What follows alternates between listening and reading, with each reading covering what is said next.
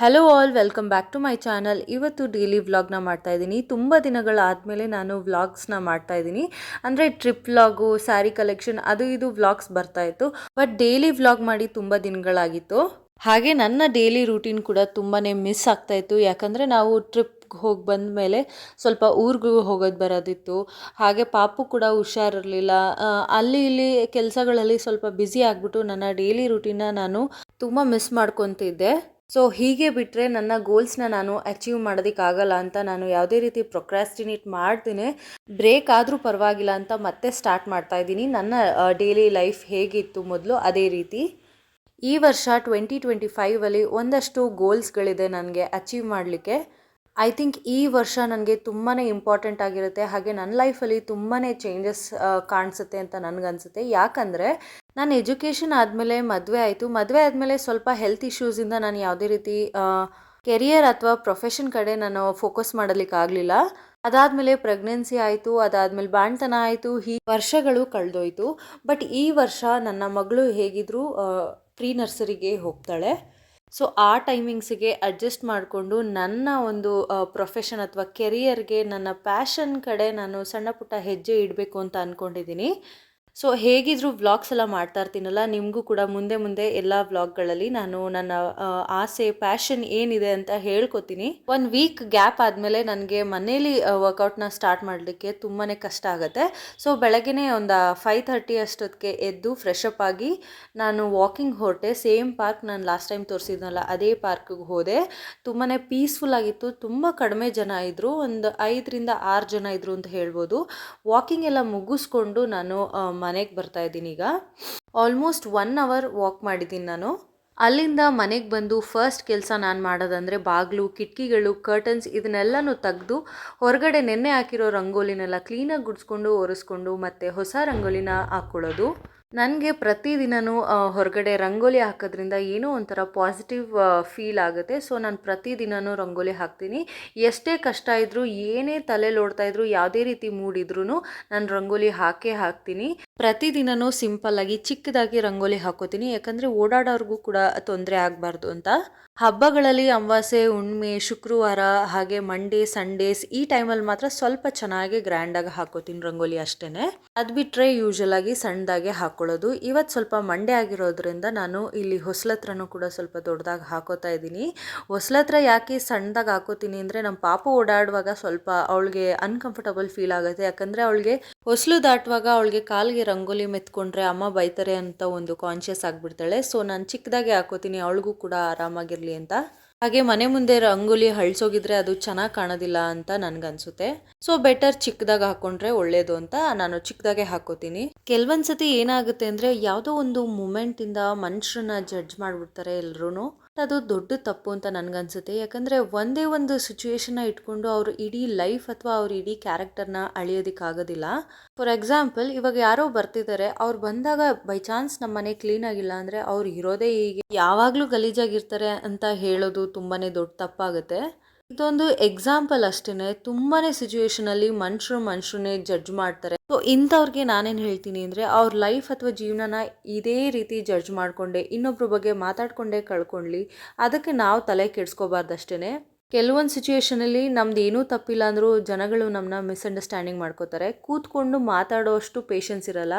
ಅಂಥ ಸಿಚುವೇಶನಲ್ಲಿ ನಮ್ದೇನೂ ತಪ್ಪಿಲ್ಲ ಅಂದರೆ ನಾವು ಯಾಕೆ ಇನ್ನೊಬ್ರ ಬಗ್ಗೆ ಯೋಚನೆ ಮಾಡಬೇಕಲ್ವಾ? ಮಿಸ್ಅಂಡರ್ಸ್ಟ್ಯಾಂಡಿಂಗ್ ಮಾಡ್ಕೊಳ್ಲಿ ಬಿಡಿ. ಅವ್ರು ಮಿಸ್ಅಂಡರ್ಸ್ಟ್ಯಾಂಡಿಂಗ್ ಮಾಡ್ಕೊಳೋದು ಅಥವಾ ಅವ್ರಿಗೆ ನಾವು ಇಷ್ಟ ಆಗಲ್ಲ ಅನ್ನೋದು ನಮ್ಮ ಪ್ರಾಬ್ಲಮ್ ಅಲ್ಲ ಅಲ್ವಾ? ಅದು ಅವ್ರ ಪ್ರಾಬ್ಲಮ್ಮು. ನಾವು ಯಾವತ್ತೂ ನಮ್ಮನ್ನ ಇಷ್ಟಪಡೋರ ಬಗ್ಗೆ ಯೋಚನೆ ಮಾಡಬೇಕು. ಹಾಗೆ ನಮ್ಮ ಕಮಿಟ್ಮೆಂಟ್ ಬಗ್ಗೆ ಯೋಚನೆ ಮಾಡಬೇಕು ಹೊರತು, ಅವರು ಈಗೇನೋ ಮಾತಾಡಿದ್ರು ಅಂತ ತಲೆಗೆಡ್ಸ್ಕೊಂಡು ಕೂತ್ಕೊಂಡ್ರೆ ನಮ್ಮ ಬಿಲ್ಸ್ನೆಲ್ಲ ಅವ್ರು ಪೇ ಮಾಡೋದಿಲ್ಲ ಅಲ್ವಾ? ನಮ್ಮ ಒಂದು ಶಕ್ತಿನ ನಾವೇ ಅರ್ಥ ಮಾಡಿಕೊಂಡು ಮುಂದೆ ಹೋಗಬೇಕು. ಹೇಟರ್ಸ್ ಹೇಟ್ ಮಾಡ್ತಾನೆ ಇರಲಿ. ಸೊ ಈಗ ದೇವಸ್ಥಾನಕ್ಕೆ ಹೋಗಬೇಕು ಅಂತ ರೆಡಿ ಆಗ್ತಾ ಇದ್ದೀನಿ. ಆ್ಯಕ್ಚುಲಿ ಪಾಪುಗೆ ಹುಷಾರಿಲ್ಲದೆ ಇರೋದ್ರಿಂದ ಹೋಗೋದು ಬೇಡ ಅಂತ ಕ್ಯಾನ್ಸಲ್ ಮಾಡಿಬಿಟ್ಟಿದೆ. ನಮ್ಮ ದೊಡ್ಡಮ್ಮ, ನಮ್ಮ ಅಣ್ಣ, ನನ್ನ ತಮ್ಮ ಎಲ್ಲ ತುಂಬಾ ರಿಕ್ವೆಸ್ಟ್ ಮಾಡ್ತಾಯಿದ್ರು, ಬಾ ಬಾ ಬಾ ಅಂತ. ಸೊ ಪಾಪ ಇನ್ನೂ ಎಷ್ಟು ಏಳಿಸ್ಕೊಳೋದು ಅಂತ ನಾನು ಹೊರಟೆ. ಇನ್ಫ್ಯಾಕ್ಟ್ ಪಾಪು ಕೂಡ ಸ್ವಲ್ಪ ಸುಧಾರಿಸ್ಕೊಂಡಿದ್ಲು. ಸೊ ಸ್ನಾನ ಮಾಡಿಸ್ಕೊಂಡು ಅವಳನ್ನು ಕೂಡ ಕರ್ಕೊಂಡು ಹೋಗ್ತಾ ಇದ್ದೀನಿ. ಅದಕ್ಕೂ ಮುಂಚೆ ಮನೆಯೆಲ್ಲ ಕ್ಲೀನ್ ಮಾಡಿ ಒಂದು ಪೂಜೆ ಮಾಡಿಬಿಟ್ಟು ಹೋಗೋಣ ಅಂತ ಹಳೆ ಹೂವನ್ನೆಲ್ಲ ತೆಗೆದು ಹೊಸ ಹೂವು ಇಟ್ಟು ದೀಪಕ್ಕೆಲ್ಲ ಎಣ್ಣೆ ಹಾಕಿ ಪೂಜೆ ಕೂಡ ಇಲ್ಲಿ ಮುಗಿಸ್ಕೊತಾ ಇದ್ದೀನಿ. ಅಷ್ಟರಲ್ಲಿ ನನ್ನ ಹಸ್ಬೆಂಡು ಪಾಪು ಕೂಡ ಸ್ನಾನ ಮಾಡಿಸ್ತಾ ಇದ್ರು. ಆ್ಯಕ್ಚುಲಿ ಹೇಳ್ಬೇಕಂದ್ರೆ ನನ್ನ ಲೈಫ್ನ ಬಿಗ್ಗೆಸ್ಟ್ ಸ್ಟ್ರೆಂತ್ ಅಂದರೆ ನನ್ನ ಹಸ್ಬೆಂಡೇ. ಯಾವುದೇ ಸಿಚುಯೇಷನ್ ಬರಲಿ ನನ್ನ ಮಾತ್ರ ಅವರು ಬಿಟ್ಕೊಡೋದಿಲ್ಲ. ಅದೇ ನನಗೆ ತುಂಬಾ ಖುಷಿ ಆಗುತ್ತೆ. ನಾನು ಏನೇ ತಪ್ಪು ಮಾಡಿದ್ರು ಒಳ್ಳೆ ರೀತಿ ನನ್ನ ಕರೆಕ್ಟ್ ಮಾಡ್ತಾರೆ. ಹಾಗೆ ನಾನು ಏನೇ ಒಂದು ಒಳ್ಳೆ ಕೆಲಸ ಮಾಡಿದ್ರು ಕೂಡ ನನ್ನ ಅಪ್ರಿಷಿಯೇಟ್ ಮಾಡ್ತಾರೆ. ಈ ಥರ ಹಸ್ಬೆಂಡ್ ಎಷ್ಟು ಜನಕ್ಕೆ ಸಿಗ್ತಾರೆ ಅಲ್ವಾ. ಸೊ ನಾನಂತೂ ತುಂಬ ಪುಣ್ಯ ಮಾಡಿದ್ದೀನಿ. ಈಗ ಪೂಜೆ ಕೂಡ ಕಂಪ್ಲೀಟಾಗಿ ಮುಗಿಸ್ಕೊಂಡು ಹೇಗೂ ಪಾಪು ಕೂಡ ಸ್ನಾನ ಮಾಡ್ಕೊಂಡಿದ್ಲು. ಈಗ ಅವಳಿಗೆ ಮಾಯ್ಶ್ಚರೈಸರ್ ಎಲ್ಲ ಹಚ್ಚಿ ಡ್ರೆಸ್ ಕೂಡ ಹಾಕಿ ಇವಾಗ ತಲೆ ಬಚ್ಕೊಬಿಡೋಣ ಅಂತ ಕೂರಿಸ್ಕೊಂಡಿದ್ದೀನಿ.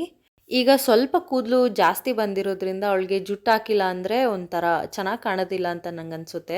ಸೊ ಎಲ್ಲರೂ ಹೊರಗೆ ಹೋಗುವಾಗ ಮಾತ್ರ ಜುಟ್ಟೆಲ್ಲ ಹಾಕ್ಕೊಂಡು ಕರ್ಕೊಂಡು ಹೋಗ್ತೀನಿ ಅಷ್ಟೇ. ಮನೇಲಿ ಇರುವಾಗ ಆರಾಮಾಗೆ ಫ್ರೀಯಾಗಿ ಇರಲಿ ಅಂತ ಬಿಟ್ಟಿರ್ತೀನಿ. ಅವಳಿಗೆ ಫೀವರ್ ಬಂದಿರೋದ್ರಿಂದ ತಲೆಗೆ ಸ್ನಾನ ಮಾಡಿಸಿರಲಿಲ್ಲ. ಜಸ್ಟ್ ಮೈಗೆ ಸ್ವಲ್ಪ ಬೆಚ್ಚಗಿರೋ ನೀರಲ್ಲಿ ಸ್ನಾನ ಮಾಡಿಸಿದ್ದು ಅಷ್ಟೇ. ಸೊ ತಲೆ ಕೂದಲಿಗೆಲ್ಲ ಸ್ವಲ್ಪ ನೀರು ಹೋಗಿತ್ತಲ್ಲ ಅದನ್ನೆಲ್ಲ ಒರೆಸ್ಕೊಂಡು ಕ್ಲೀನಾಗೆ ಫಸ್ಟು ಬಾಚ್ಕೋತಾ ಇದ್ದೀನಿ.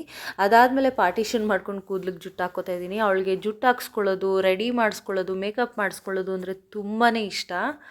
ನನಗೆ ಅವಳ ಏಜಲ್ಲಿರುವಾಗ ಅದ್ರ ಬಗ್ಗೆ ಎಲ್ಲ ನಾಲೆಡ್ಜ್ ಇರಲಿಲ್ಲ. ಇನ್ಫ್ಯಾಕ್ಟ್ ನನಗೆ ಒಂದು SSLC ಪಾಸ್ ಆಗೋವರೆಗೂ ಕೂಡ ನಾಲೆಡ್ಜ್ ಇರಲಿಲ್ಲ. ಆದರೆ ಈಗಿನ ಕಾಲದ ಮಕ್ಕಳು ಎಷ್ಟು ಫಾಸ್ಟ್ ಇರ್ತಾರೆ ನೋಡಿ. ಅಷ್ಟು ಹುಷಾರಿಲ್ಲ, ಕೆಮ್ಮಿದೆ, ಕೋಲ್ಡ್ ಇದೆ, ಹಾಗೆ ಸ್ವಲ್ಪ ಲೈಟಾಗಿ ಫೀವರ್ ಕೂಡ ಇತ್ತು. ಅದರಲ್ಲೂ ಅವಳು ರೆಡಿ ಮಾಡಿಸ್ಕೊತಾ ಇದ್ದಾಳೆ. ನನಗೆ ಅದೇ ಒಂಥರ ಖುಷಿ ಆಯಿತು. 2 ಜುಟ್ಟು ಹಾಕಿ ಮುಂದೆಗಡೆ ಬ್ಯಾಂಗ್ಸ್ ಬಿಡ್ತಾ ಇದ್ದೀನಿ. ನಾನೇನು ಸಪ್ರೇಟಾಗಿ ಕಟ್ ಮಾಡಿಸಿಲ್ಲ, ಬಟ್ ಅವಳಿಗೆ ಅದೇ ರೀತಿ ಬೆಳೆದ್ಬಿಟ್ಟಿದೆ. ನೋಡೋದಕ್ಕೆ ತುಂಬಾ ಕ್ಯೂಟಾಗಿ ಕಾಣಿಸ್ತಾ ಇದ್ಲು. ಹೇಗೆ ಕಾಣಿಸ್ತಿದ್ದಾಳೆ ಅಂತ ನನಗೆ ಕಮೆಂಟ್ ಸೆಕ್ಷನಲ್ಲಿ ಹೇಳಿ. ಇನ್ನೂ ಯಾರೆಲ್ಲ ನನ್ನ ಚಾನಲ್ಗೆ ಸಬ್ಸ್ಕ್ರೈಬ್ ಮಾಡ್ಕೊಂಡಿಲ್ಲ ದಯವಿಟ್ಟು ಸಬ್ಸ್ಕ್ರೈಬ್ ಮಾಡ್ಕೊಂಡು ನೋಡಿ. ಅದರಿಂದ ನನಗೂ ಖುಷಿ ಆಗುತ್ತೆ. ಹಾಗೆ ನನ್ನ ಚಾನಲಲ್ಲಿ ಬರೋವಂಥ ಎಲ್ಲ ಪೋಸ್ಟ್ ಅಥವಾ ಶಾರ್ಟ್ಸ್ ವಿಡಿಯೋ ಎಲ್ಲನೂ ಕೂಡ ನಿಮಗೆ ನೋಟಿಫಿಕೇಷನ್ ಮೂಲಕ ಬರುತ್ತೆ. ಇನ್ನು ಯಾರೆಲ್ಲ ಸಬ್ಸ್ಕ್ರೈಬ್ ಆಗಿದ್ದೀರಾ, ನನಗೆ ಸಪೋರ್ಟ್ ಮಾಡ್ತಾ ಇದ್ದೀರಾ, ಅವ್ರಿಗೆಲ್ಲ ತುಂಬಾ ಥ್ಯಾಂಕ್ಸ್ ಅಂತ ಹೇಳ್ತಾ, ನಿಮ್ಮ ಸಪೋರ್ಟ್ ನನಗೆ ಯಾವಾಗಲೂ ಇದೇ ರೀತಿ ಇರಲಿ. ನಿಮ್ಮ ಅನಿಸಿಕೆನ, ನಿಮ್ಮ ಅಭಿಪ್ರಾಯನ ನನಗೆ ಕಮೆಂಟ್ ಸೆಕ್ಷನಲ್ಲಿ ಹೇಳಿ. ವೀಡಿಯೋಸ್ ಹೇಗೆ ಬರ್ತಾ ಇದೆ ಅನ್ನೋದು ಕೂಡ ಕಮೆಂಟ್ ಮಾಡಿದ್ರೆ ನನಗೆ ಅರ್ಥ ಆಗುತ್ತೆ ನಿಮ್ಗೆ ಯಾವ ಥರ ಬೇಕು, ಯಾವ ಥರ ಬರ್ತಾ ಇದೆ ಅಂತ. ಈಗ ಪಾಪುನ ಕೂಡ ರೆಡಿ ಮಾಡಿಸಿ ಕೂರಿಸಿದೆ. ಅವ್ರ ಪಪ್ಪ ಆಟ ಆಡಿಸ್ತಾ ಇದ್ರು ಅವಳನ್ನ. ಅಷ್ಟರಲ್ಲಿ ನಾನು ಕೂಡ ರೆಡಿಯಾಗಿ ಬರೋಣ ಅಂತ ರೆಡಿ ಆಗ್ತಾ ಇದ್ದೀನಿ. ಈ ಕುರ್ತಾ ಸೆಟ್ ಬಂದು ಮಿಂತ್ರಾಯಿಂದ ತೊಗೊಂಡಿದ್ದು. ನಿಮ್ಗೆ ಏನಾದರೂ ಲಿಂಕ್ ಬೇಕಿದ್ರೆ ಕಮೆಂಟ್ ಮಾಡಿ, ಅವ್ರಿಗೆ ಸಪ್ರೇಟಾಗಿ ಲಿಂಕ್ ಕಳಿಸ್ತೀನಿ ನಾನು. ಇದು ಇಂಡೋಎರಾ ಬ್ರ್ಯಾಂಡು ಕಾಟನ್ ಕುರ್ತಾ ಸೆಟ್ ಇರುತ್ತೆ.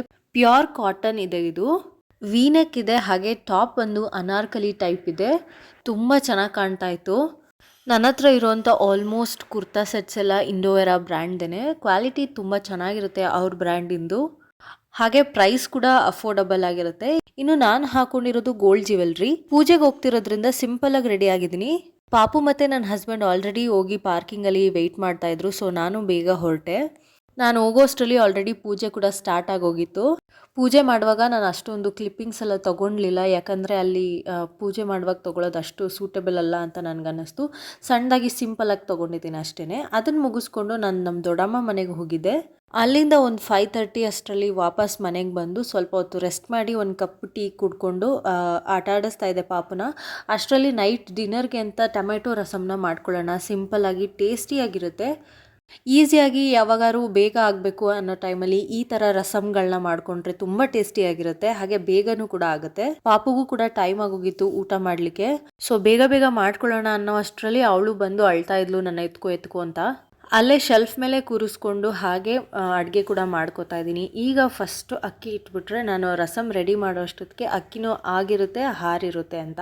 ಗ್ಯಾಸ್ ಮೇಲೆ ನಾನು ಯಾಕೆ ತೆಂಗಿನಕಾಯಿ ಇಟ್ಟಿದ್ದೀನಿ ಅಂದರೆ ಆ ಹಬೆಗೆ, ಗ್ಯಾಸಿಂದು ಹಬೆಗೆ ತೆಂಗಿನಕಾಯಿ ಸ್ವಲ್ಪ ಒಣ್ಕೊಡುತ್ತೆ. ಹಾಗೆ ಅದು ಬೂಸ್ಟ್ ಎಲ್ಲ ಬರೋದು ಚಾನ್ಸಸ್ ಕಡಿಮೆ ಇರುತ್ತೆ. ಸೊ ಅಲ್ಲಿಟ್ಟಿದ್ದೀನಿ. ಫ್ರಿಡ್ಜಲ್ಲಿ ಕೂಡ ಇಟ್ಕೋಬೋದು. ಇನ್ನು ಟೊಮೆಟೊ ರಸಮ್ ಮಾಡಲಿಕ್ಕೆ ಒಂದು ಪಾತ್ರೆಯಲ್ಲಿ ಸ್ವಲ್ಪ ನೀರು ಹಾಕ್ಕೊಂಡು ನಿಮ್ಗೆ ಎಷ್ಟು ಬೇಕೋ ಅಷ್ಟು ಟೊಮೆಟೊ ಕೂಡ ಸೇರಿಸ್ಕೋಬೋದು. ಇಲ್ಲಿ ನಾನು ನಮ್ಮ 3 ಜನಕ್ಕೆ ಮಾಡ್ತಾ ಇರೋದ್ರಿಂದ 2 ಮತ್ತು ಚಿಕ್ಕದು 1 ತೊಗೊಂಡಿದ್ದೀನಿ. ಸೊ ಕಟ್ ಮಾಡಿ ಯಾಕೆ ಹಾಕ್ಕೋತಾ ಇದ್ದೀನಿ ಅಂದರೆ ಕೆಲವೊಂದ್ಸತಿ ಟೊಮೆಟೊಲ್ ಕೂಡ ಹುಳ ಇರುತ್ತೆ. ಆದಷ್ಟು ಕಟ್ ಮಾಡಿ ಹಾಕಕ್ಕೆ ಟ್ರೈ ಮಾಡಿ. ಈಗ ಒಂದು ಜಾರ್ಗೆ ಜೀರಿಗೆ, ಮೆಣಸು, ಬೆಳ್ಳುಳ್ಳಿ, ಅರಿಶಿನದ ಪುಡಿ, ಸ್ವಲ್ಪ ಉಪ್ಪು, ಫಾರ್ಮ್ ಟೊಮೆಟೊ ಯೂಸ್ ಮಾಡಿದರೆ ಸ್ವಲ್ಪ ಹುಣಸೆಹಣ್ಣು ಹಾಕ್ಕೊಳ್ಳಿ. ಜೊತೆಗೆ ಬೆಳ್ಳುಳ್ಳಿ ಕೂಡ ಸೇರಿಸ್ಕೊಂಡು ಪೌಡರ್ ಥರ ಮಾಡ್ಕೋತಾ ಇದ್ದೀನಿ. ನಾನಿಲ್ಲಿ ಅಡುಗೆ ಮಾಡ್ಕೋತಾ ಇದ್ರೆ ಮಖಾನ ಬರುತ್ತಲ್ಲ ಅದನ್ನು ತಿನ್ಲಿಕ್ಕೆ ಕೊಟ್ಟಿದ್ದೆ ಅವಳಿಗೆ. ಅದನ್ನೆಲ್ಲ ಫುಲ್ಲು ಬಾಯಿಗೆ ಇಟ್ಕೊಂಡು ಈ ಸೈಡಲ್ಲೊಂದು ಈ ಸೈಡಲ್ಲೊಂದು ಗುಡ್ಡೆ ಥರ ಮಾಡಿಕೊಂಡು ಆಟ ಆಡ್ತಾ ಇದ್ಲು. ನಮ್ಮ ಮನೇಲಿ ನಾನು, ನನ್ನ ಹಸ್ಬೆಂಡು ಮತ್ತು ಪಾಪು ಇರೋದ್ರಿಂದ ನನಗೆ ಬೇರೆ ಯಾರೂ ಹೆಲ್ಪ್ ಇಲ್ಲ. ಮಗುನ ನೋಡಿಕೊಂಡು ಜೊತೆಗೇನೆ ನಾನು ಎಲ್ಲ ಕೆಲಸಗಳನ್ನೂ ಮಾಡ್ಕೋಬೇಕು. ಮತ್ತು ಮನೆ ಕೆಲಸದವರು ಬಂದು ಮಾಡೋದು ನನಗೆ ಅಷ್ಟು ಇಷ್ಟ ಆಗೋದಿಲ್ಲ. ಸೊ ನಾನು ಯಾರನ್ನೂ ಮನೆ ಕೆಲಸಕ್ಕೆಲ್ಲ ಇಟ್ಕೊಂಡಿಲ್ಲ. ಇನ್ ಕೇಸ್ ಡೀಪ್ ಕ್ಲೀನಿಂಗ್ ಮಾಡುವಾಗ ಮಾತ್ರ ಸ್ವಲ್ಪ ಯಾರನ್ನಾರು ಹೆಲ್ಪಿಗೆ ತೊಗೋತೀನಿ ಅಷ್ಟೇ. ಹೀಗೇ ಮಗುನ ಆಟ ಆಡಿಸ್ಕೊಂಡು ಶೆಲ್ಫ್ ಮೇಲೆ ಕೂರಿಸ್ಕೊಂಡು ಹೇಗೋ ಅಡುಗೆ ಮಾಡಿಕೊಂಡು ಮುಗಿಸ್ಕೋತೀನಿ. ಪಾಪು ಜೊತೆ ಒಂದು ಸ್ವಲ್ಪ ಹೊತ್ತು ಆಟ ಆಡೋ ಅಷ್ಟರಲ್ಲಿ ಟೊಮೆಟೊ ಕೂಡ ಬೆಂದಿತ್ತು. ಸಿಪ್ಪೆ ಬಿಟ್ಕೊಳ್ಳೋ ಥರ ಬೆಂದಿದ್ರೆ ಅಷ್ಟೇ ಸಾಕು, ತುಂಬ ಜಾಸ್ತಿ ಏನು ಬೇಯಿಸೋ ಅವಶ್ಯಕತೆ ಇಲ್ಲ. ಸಿಪ್ಪೆನೆಲ್ಲ ನೀಟಾಗಿ ತಕ್ಕೊಂಡು ಅದು ಆರಕ್ಕೆ ಬಿಟ್ಟು ಅದಾದಮೇಲೆ ನಾವು ಗ್ರೈಂಡ್ ಮಾಡ್ಕೋಬೇಕಾಗತ್ತೆ ಪೇಸ್ಟ್ ರೀತಿ. ಈಗ ಜೀರಿಗೆ ಮೆಣಸು ಪೇಸ್ಟ್ ಮಾಡಿದ್ನಲ್ಲ, ಅಂದರೆ ಪೌಡರ್ ಮಾಡಿದ್ನಲ್ಲ, ಅದೇ ಜಾರಿಂದ ಸೈಡ್ಗೆ ಎತ್ತಿಟ್ಕೊಂಡು ಅದನ್ನೆಲ್ಲ ಅದೇ ಜಾರಿಗೆ ನಾನೀಗ ಟೊಮೆಟೊ ಕೂಡ ಹಾಕ್ಕೊಂಡು ಪ್ಯೂರಿ ಮಾಡ್ಕೋತಾ ಇದ್ದೀನಿ. ಹಾಗೆ ಸ್ಮ್ಯಾಶ್ ಕೂಡ ಮಾಡ್ಕೋತಾರೆ ಕೆಲವರು, ಬಟ್ ಪ್ಯೂರಿ ಮಾಡಿದ್ರೆ ಇನ್ನೂ ಟೇಸ್ಟ್ ಚೆನ್ನಾಗಾಗತ್ತೆ ಅಂತ. ಈಗ ಒಂದು ಪಾತ್ರೆಗೆ ಎಣ್ಣೆ ಕಾದ್ಮೇಲೆ ಸ್ವಲ್ಪ ಸಾಸಿವೆ ಹಾಗೆ ಕರಿಬೇವು ಹಾಕೋತಾ ಇದ್ದೀನಿ. ಸಾಸಿವೆ ಸಿಡಿದ್ಮೇಲೆ ನಾವೇನು ಪ್ಯೂರಿ ಮಾಡ್ಕೊಂಡಿದ್ವಿ ಟೊಮೆಟೊನ ಅದನ್ನು ಸೇರಿಸ್ಕೊಂಡು ಟೊಮೆಟೊ ಹಸಿ ವಾಸನೆ ಹೋಗೋವರೆಗೂ ಸ್ವಲ್ಪ ಫ್ರೈ ಮಾಡಿಕೊಂಡೆ. ಜಸ್ಟ್ ಒಂದು ಕುದಿ ಬಂದ ನಂತರ ನಾವೇನು ಜೀರಿಗೆ ಮೆಣಸಿನ ಪೌಡರ್ ಮಾಡ್ಕೊಂಡಿದ್ವಲ್ಲ ಅದನ್ನೆಲ್ಲನೂ ಸೇರಿಸ್ಕೊಂಡು ಒಂದ್ಸತಿ ಮಿಕ್ಸ್ ಮಾಡಿ ಒಂದು ಸ್ವಲ್ಪ ಹೊತ್ತು ಕುದಿಯಕ್ಕೆ ಬಿಡಬೇಕು. ಇದಕ್ಕೀಗ ನಾನು 1-2 ಸ್ಪೂನು ರಸಂ ಪೌಡರ್ನ ಆ್ಯಡ್ ಮಾಡ್ಕೋತಾ ಇದ್ದೀನಿ. ರಸಂ ಪೌಡರ್ ಇಲ್ಲ ಅನ್ನೋರು ಅಥವಾ ಟೇಸ್ಟ್ ಇಷ್ಟ ಆಗಲ್ಲ ಅನ್ನೋರು ಮಾಮೂಲಿ ನಾವು ಬೇಳೆ ಸಾಂಬಾರ್ ಪೌಡರ್ ಇರುತ್ತಲ್ಲ ಅದನ್ನು ಕೂಡ ಆ್ಯಡ್ ಮಾಡ್ಕೋಬೋದು. ನೀರು ಎಷ್ಟು ಬೇಕು ಅನ್ನೋದು ಕನ್ಸಿಸ್ಟೆನ್ಸಿ ನೋಡಿಕೊಂಡು ರುಚಿಗೆ ತಕ್ಕಷ್ಟು ಉಪ್ಪು ಹಾಕ್ಕೊಂಡು ಲಾಸ್ಟಲ್ಲಿ ಕೊತ್ತಂಬರಿ ಸೊಪ್ಪನ್ನ ಗಾರ್ನಿಷ್ ಮಾಡಿಕೊಂಡ್ರೆ ಸಾಂಬಾರು ಮುಗೀತು. ಈ ವಿಡಿಯೋ ನಿಮಗೆ ಸ್ವಲ್ಪನಾದರೂ ಇಷ್ಟ ಆಗಿದ್ರೆ ನನ್ನ ಚಾನಲ್ಗೆ ಸಬ್ಸ್ಕ್ರೈಬ್ ಮಾಡ್ಕೊಂಡು ಲೈಕ್ ಮಾಡಿ.